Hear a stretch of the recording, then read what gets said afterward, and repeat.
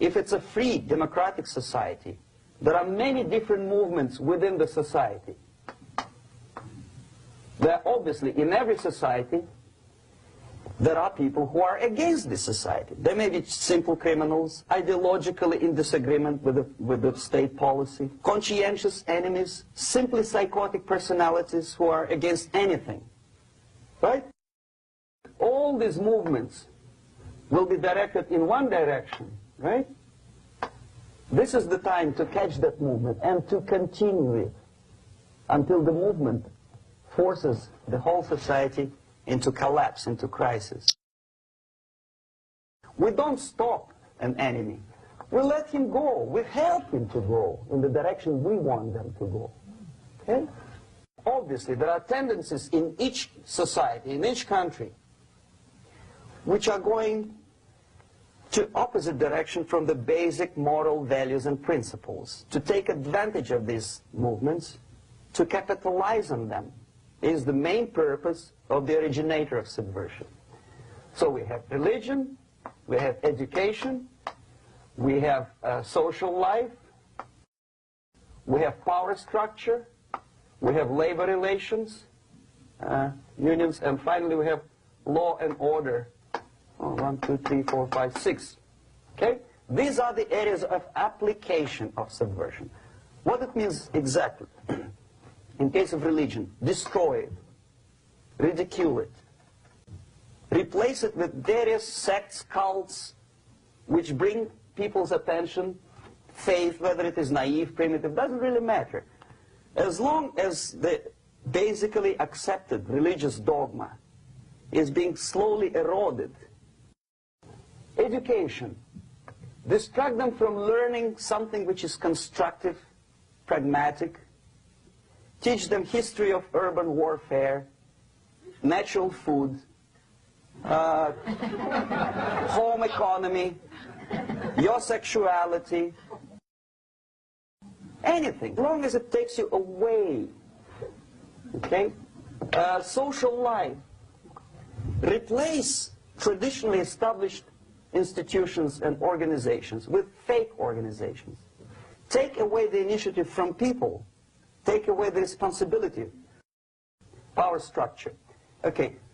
The natural bodies of administration, which are traditionally either elected by people at large or appointed by elected leaders of society, are being actively substituted by artificial bodies.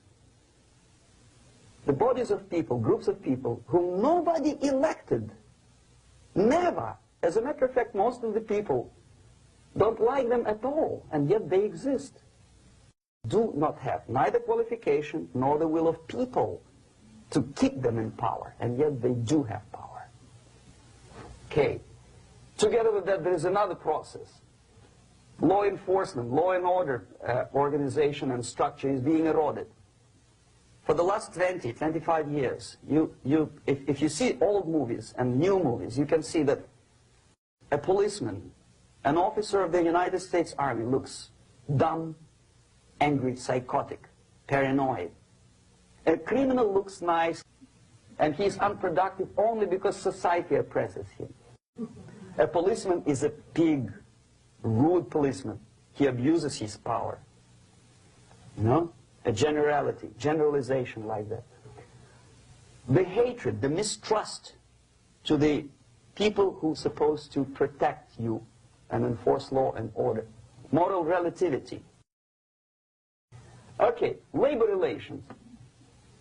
At this stage, within 15 to 20 years, we destroy the traditionally established links of bargaining between employer and employee.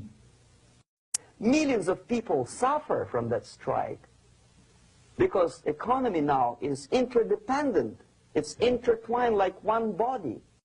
What is the motivation for strike? Improving a worker's condition? No, obviously it's not. Then what is it? Ideology. To prove to these capitalists. And the obedient horde of workers, like sheep, follow these people. And they cannot disobey. Why? Because if they do, you know what happens to them. Pickets. Whenever trade union strikes, we have influx of propaganda, mass media, ideological dissemination. The workers' right. And we repeat it like parrots. Yes, workers' right. To reverse this process, do not elect them to the seats of power, whether it is municipality level, state level, or federal level. It has to be beaten in the heads of American voters that a person like that in the seats of power is an enemy. Do not be afraid of this word. It is an enemy. Strike with the power of spirit and moral superiority. If you don't have that power, it's high time to develop it. And that's the only answer.